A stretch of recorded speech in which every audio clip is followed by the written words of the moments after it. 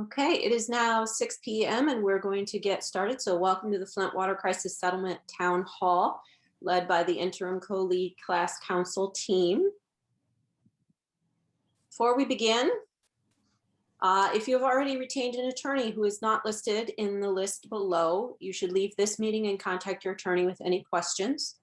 In this webinar, you will be able to see and hear the panelists as they speak. The presentation is being recorded and we will share it on flintwaterjustice.com afterwards, as we have done all along. If you do have a question during the presentation, please type it in the Q&A box and we have people answering questions and you will see an answer to your question. So this evening, the speakers that you will be hearing from, first of all, my name is Beth Bowen of Glasswing Public Affairs, and I am with my colleague David Lossing of Evergreen Public Relations, and we are working with the interim class council team here, Ted Leopold and Michael Pitt, our co-lead counsel. We also have Leslie Mitchell-Kroger, Channing Robinson-Holmes, and Trishelle C. Young with us this evening. So to start off, we're going to turn things over to Ted and Michael to give us an overview and talk about where we are in the process. Brother Ted, shall I start? Please, Mike. All right. Well, good evening, everybody. And as a preliminary matter, let me first thank everybody for their fantastic participation in the registration process. We were able to submit registrations on time for everyone who asked us to do so. It was a bit hectic at the end, but we were able to accomplish the goal for everybody, and we're very pleased with the cooperation we received from all of you in letting us take those important steps. I also want to thank our staff who worked tirelessly to make this happen. Channing Robinson Holmes and Leslie and Trishelle and Teresa and the whole gang of people really worked overtime to make sure everybody got proper service and getting the registrations in. So a real hearty thank you to everybody. And I see Cynthia joined us, and thank you, Cynthia. I know you were there too. So Thank you. We are now in this sort of a in-between moment where the registrations are in, but the claim process is not officially started yet. And the reason we're in this limbo state right now is because the claims administrator has thousands of registrations that they're sorting through. Some of them are defective, they need to be fixed. Some are duplicates, they need to be straightened out. Some were submitted on paper and they need to get put into the system. And so there's a myriad of issues that are being worked out. Ted Leopold and I and Leslie have been on countless conference calls over the last 30 days, helping the claims administrator sort through these issues.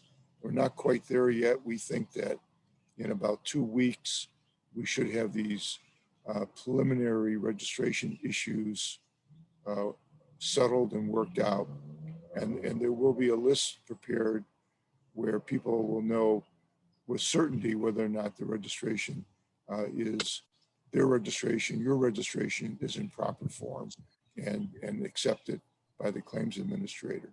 Once that happens, the claims process will officially begin. And at that point, everybody will need to be working with our team to make sure they understand what is required, what documents are required, what categories of damages they are best suited for. And our team will certainly be there to assist you all in making sure that it's done properly and smoothly. We are meeting with the judge next week to discuss the parameters of the fairness hearing. The fairness hearing is July 12th. I think it's going to be at least a 2-day affair. And it's going to be by Zoom. The court's already told us that they're not going to open the courthouse on July 12th. It's still a little too early with COVID. And so it's going to be done by Zoom.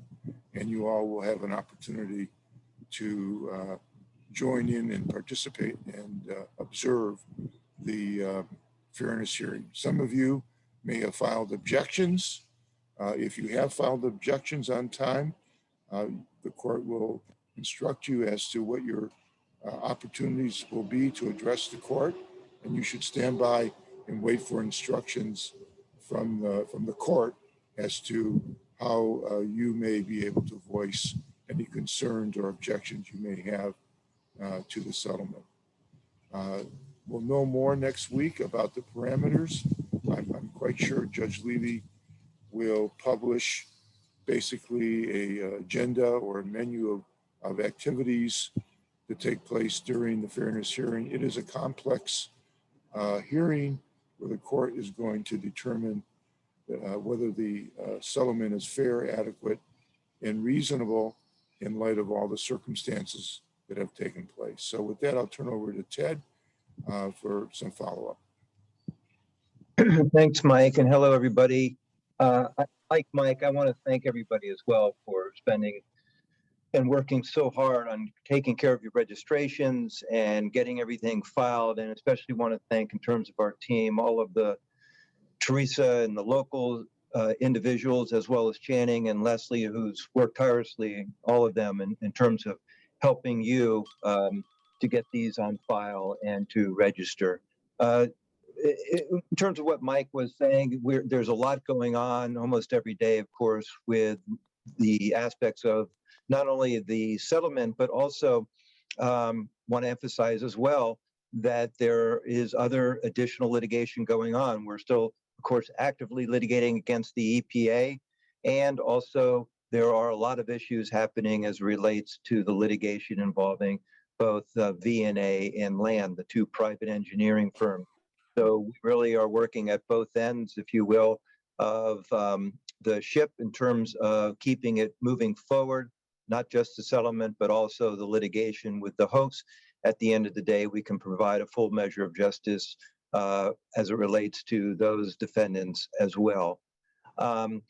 We want to make sure that those that have registered that stay in touch. We'll stay in touch with you as well, because as the claims process gets moving and gets going faster, we're going to need to get information to you as well.